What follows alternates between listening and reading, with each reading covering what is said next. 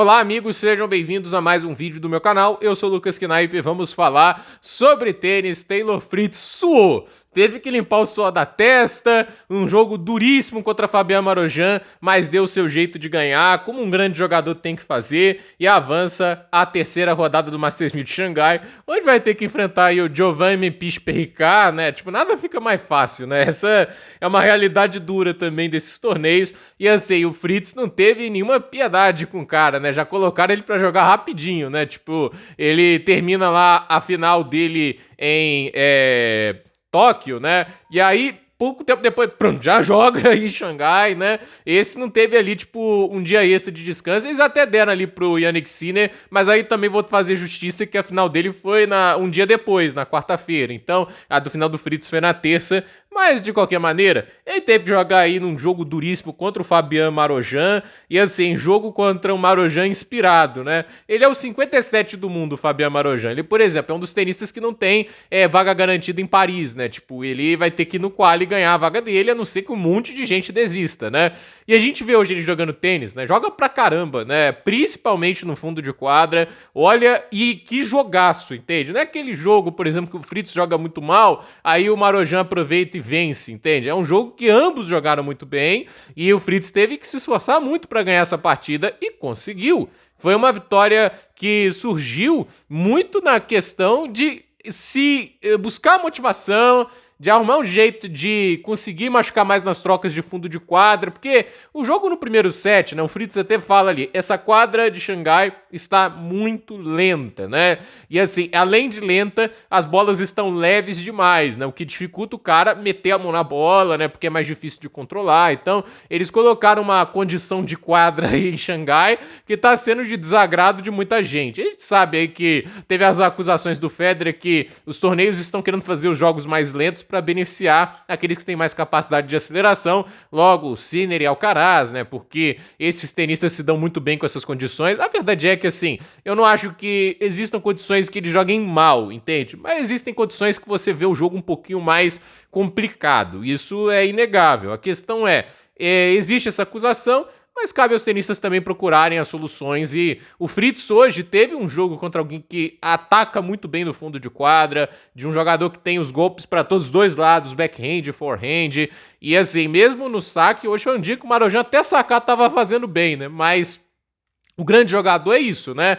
Tá difícil o dia, vou dar um jeito de ganhar, não vou sair de quadra, não importa quão cansado eu esteja, eu vou dar um jeito, né? E o Fritz deu um jeito. E eu tiro o chapéu pra isso, porque vários momentos teve que sair 0,30 atrás ali no segundo set, o jogo tava duro, conseguiu achar winners fantásticos, soube sofrer, porque o Marozsan tava jogando uma barbaridade, sufocando ele no fundo de quadra, achando winners incríveis, se defendendo muito bem, vários contra-ataques assim que ele fazia, tipo assim, movimento, dava um contra-ataque rápido de paralela, que assim, tem que ter um talento absurdo pra fazer aquilo. E o Marozsan é um desses tenistas, que eu posso colocar até com o Denis Shapovalov, que tem um talento absurdo e não faz uso adequado desse talento na maior parte do tempo. Hoje é um jogo que ele fez, eu dou até um crédito a ele. Ele não ganhou porque tinha um top 5 do outro lado, né? Mas a questão o Fritz foi aguentando, e aí quando surgiu a oportunidade, ele aproveitou, né? Pelo menos assim, a oportunidade de ganhar o set, mesmo que tardiamente, porque ele teve até os match points lá no terceiro set, mas eu vou dar o crédito ao Marozsan. Primeiro,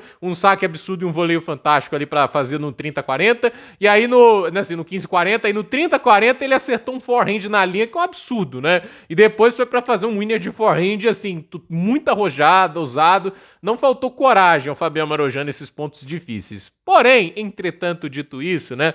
Chegou no tie-break, o Marozsan foi provocar, foi chamar a torcida, etc. E o Fritz usa isso como combustível, né? Quer aprender com o Djokovic, né?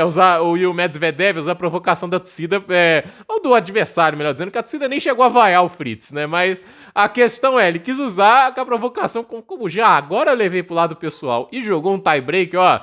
Nota 10, né? 7-1 no tie-break, uma aula de como sustentar nos pontos, de forçar o adversário a jogar uma bola a mais. E eu acho que pra mim a maior vitória do Fritz nesse segundo semestre é o quão bem ele tá jogando de maneira, assim, de estar na defesa, né? Como ele tá melhor fazendo transição de defesa pra ataque, como ele tá fazendo isso funcionar melhor. Isso tem que dar o crédito, né? E é por isso que, assim, o nível dele tem ficado muito alto. E, assim, tá difícil ver esse cara perdendo numa rodada muito cedo, né? Porque se a gente pega de Stuttgart pra cá, é só a primeira rodada de Queens.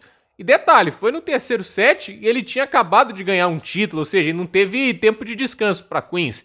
De resto, assim, oitavas de final para frente, né? E só foi oitavas em Cincinnati, se não me falha a memória, porque ele chegou à semifinal no Canadá, foi quartas em Washington, entende? Quartas no US Open. Então, assim, ele tá jogando bem, ele tá jogando um nível muito alto e, a meu ver, hoje foi um jogo, assim, que precisou tirar lá de dentro, né? Foi uma atuação muito complicada, muito difícil. O Marozsan jogando uma barbaridade. E assim, bola do Marozsan. O Marozsan que é o cara que joga bem, machuca qualquer um, né? Porque olha a qualidade dos golpes dele no fundo de quadra, a qualidade dos ataques. Conseguiu 50 bolas vencedoras contra um top 5. Você tem que tirar o chapéu pra isso. Mas o Fritz foi lá e, olha, dá um destaque, né? 35 bolas vencedoras pro Fritz, mas 21 erros não forçados, né? E o Marozsan também teve menos erros não forçados do que o Winners. Foram, se não me engano, 36.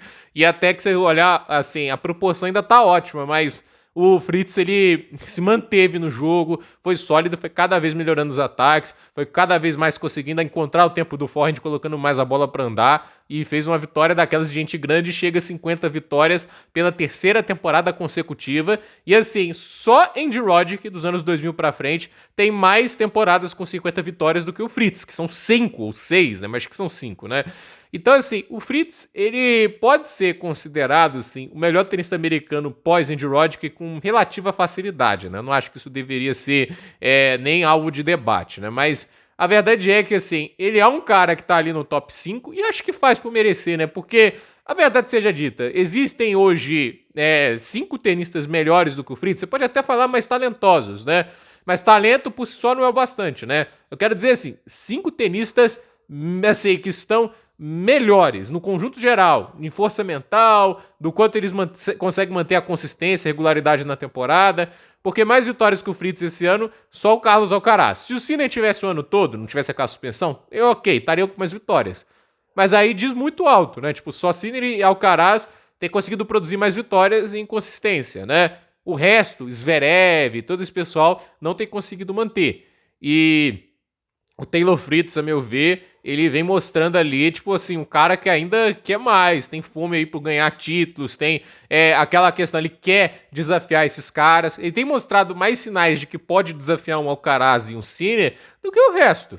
Assim, alguns podem até mostrar Draper, pode mostrar, quem sabe, no futuro, se não se lesionar tanto. Tem essa nova geração aí, como é o caso do João Fonseca, do Jakub Menzies, que são promessas, mas vamos ver se tornam realidade para nivelar o jogo contra um Sinner e um Alcaraz, né?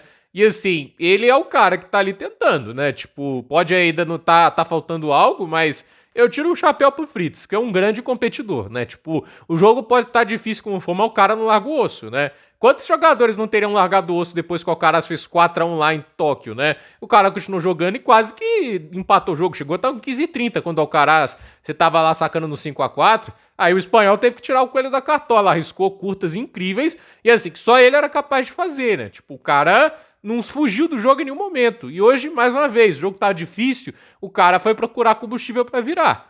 Tem tenista que tá lá no top 10 que não é capaz de fazer isso, então por isso tiro o chapéu ao Fritz. Se eu tivesse um, eu tirava aqui, né? Mas não tenho, e mesmo se eu tivesse chapéu, como é que eu ia usar isso? Então, gente, por esse vídeo é isso. Dúvida nos comentários, deixe seu like, se inscreva no canal, compartilhe esse vídeo e até o próximo vídeo.